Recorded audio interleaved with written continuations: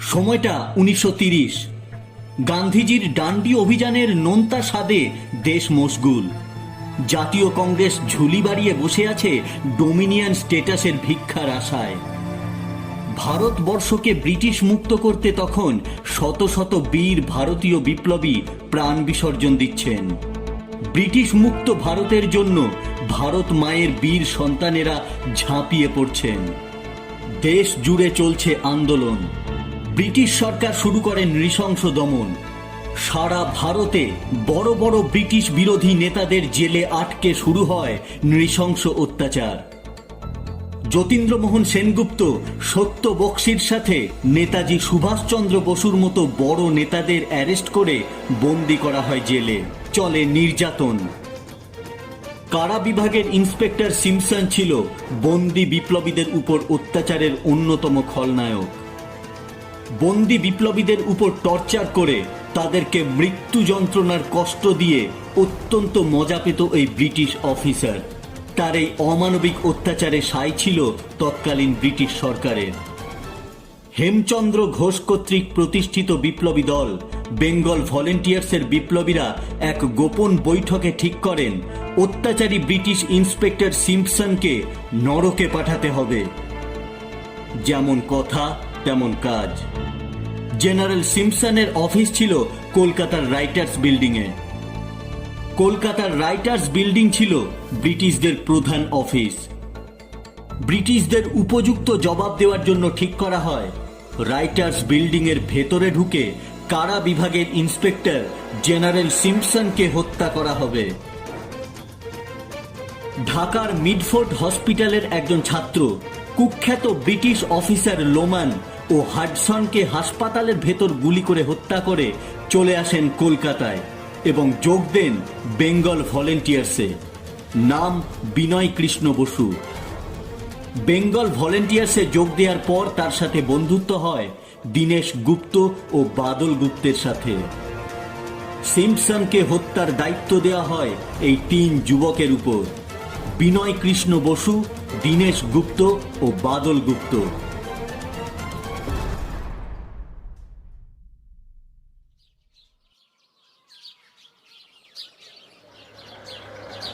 আটই ডিসেম্বর 1930 দুপুর 12:15 নাগাদ রাইটার্স বিল্ডিং এর মূল ফাটকের সামনে এসে দাঁড়ায় একটি মোটর গাড়ি। ইউরোপীয় পোশাকে তিন যুবক নামলেন ট্যাক্সি থেকে। ভাড়া মিটিয়ে নিজেদের মধ্যে গল্প করতে করতে ঢুকে গেলেন রাইটার্স বিল্ডিং এর ভেতরে। ব্রিটিশ সংস্কৃতিতে অভ্যস্ত বাঙালি যুবকেরা প্রায়ই আসে এই অফিসে, তাই প্রহরী তাদের বিশেষ কিছু জিজ্ঞাসা না করেই ঢুকতে দেন ভেতরে। রাইটার্স বিল্ডিং এর সামনে তখন প্রতিদিনের মতোই ভিড়। মহাকরণের গেট থেকে সাহেবরা কেউ বেরোচ্ছেন, কেউ বা ঢুকছেন। সাহেবী পোশাক পরিহিত বিনয়, বাদল, দীনেশ সোজা সিঁড়ি দিয়ে উঠে গেলেন দোতলায়। বুকের মধ্যে এক মহা প্রলয় সৃষ্টিকারী সাহস, শিরায় বইছে দেশপ্রেম ও চোখে প্রতিশোধের আগুন। সিঁড়ি দিয়ে উঠে সোজা চলে গেলেন সিম্পসনের ঘরের দিকে। সিম্পসনের ঘরে ঢুকতে গেলে চাপরাশির কাছে আগে কৈফিয়ত দিতে হয়। চাপরাশি যখন দরজাতে তাদের আটকায়, তিন যুবক চাপরাশি ও প্রহরীকে ধাক্কা দিয়ে ঘরে ঢুকে পড়েন। ব্রিটিশ সরকারের কুখ্যাত অত্যাচারী কারা বিভাগের ইন্সপেক্টর জেনারেল সিম্পসন তখন টেবিল থেকে মুখ তুলে তাকিয়েছে দরজার দিকে। এক মুহূর্তে মৃত্যু ভয় যেন বিদ্যুৎ প্রবাহ হয়ে মস্তিষ্ক থেকে শিরা উপশিরায় ছড়িয়ে পড়ল সিম্পসনের। চোখের সামনে তিনজন ইউরোপীয় পোশাক পরিহিত যুবকের হাতের রিভলভার তার দিকে চেয়ে প্রতিশোধের আগুনে জ্বলছে। এক মুহূর্ত সময় না দিয়ে গর্জে ওঠে বিপ্লবীদের হাতের রিভলভার। পরাধীন ভারতের যন্ত্রণা, অসংখ্য বিপ্লবীদের উপর করা অত্যাচার, বিনয়, বাদল, দীনেশের প্রতিশোধ স্পৃহা বুলেট হয়ে ঝাঁঝরা করে দেয় ইন্সপেক্টর সিম্পসনের ফুসফুসকে। ঘর থেকে ঝড়ের মতো বেরিয়ে যান তারা। তাদের মিশন কমপ্লিট। ততক্ষণে অন্য দিক থেকে ছুটে আসে অন্যান্য British officer. Inspector Craigs mister Jones গুলি ছুটতে শুরু করে 3 যুবকের উপর,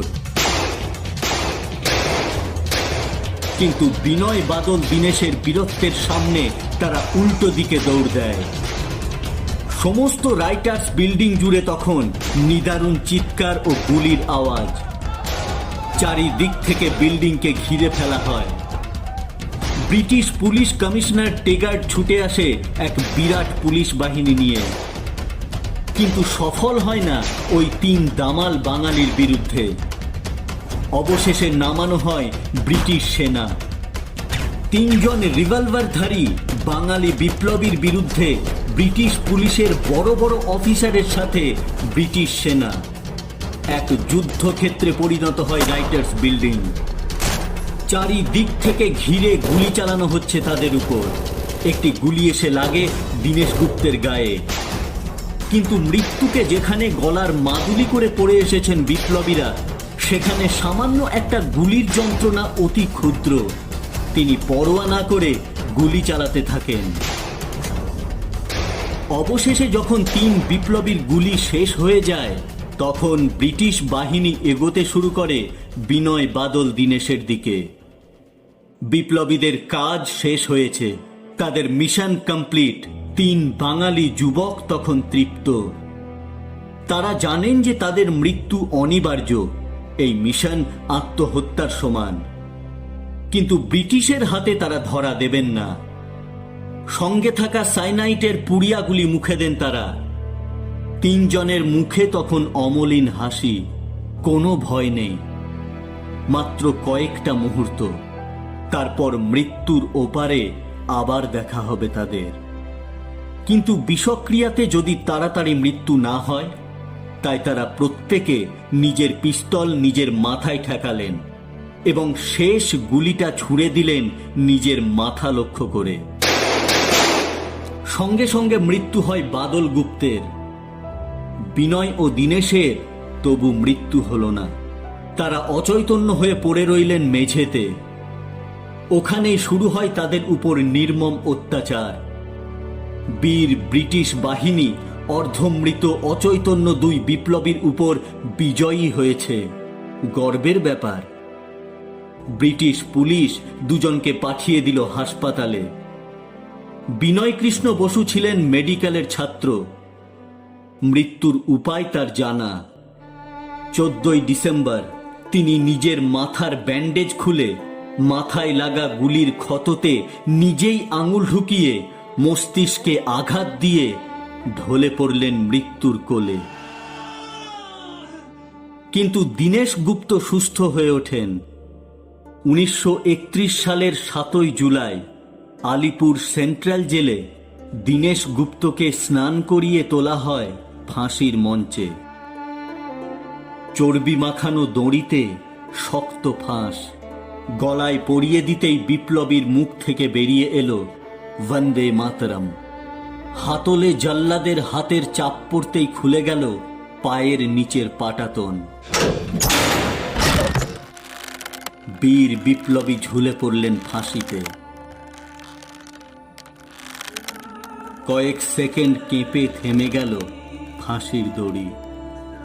দেশ মাতৃকার জন্য তার শেষ সম্বল নিজের প্রাণটি বিসর্জন দিয়ে তিনি তার 2 সঙ্গীর উদ্দেশ্যে চললেন মরণের ওপারের দেশে। সাক্ষী রইল দেশ, সাক্ষী রইল ফাঁসির দড়ি, জেলের 4 দেওয়াল ও এক আবছা ইতিহাস।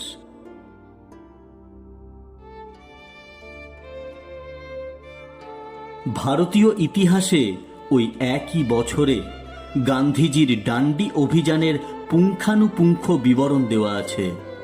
আর কোনো এক কোণাতে লেখা ঝাপসা হয়ে আসা এই 3 বিপ্লবীর নাম: বিনয়, বাদল, দীনেশ।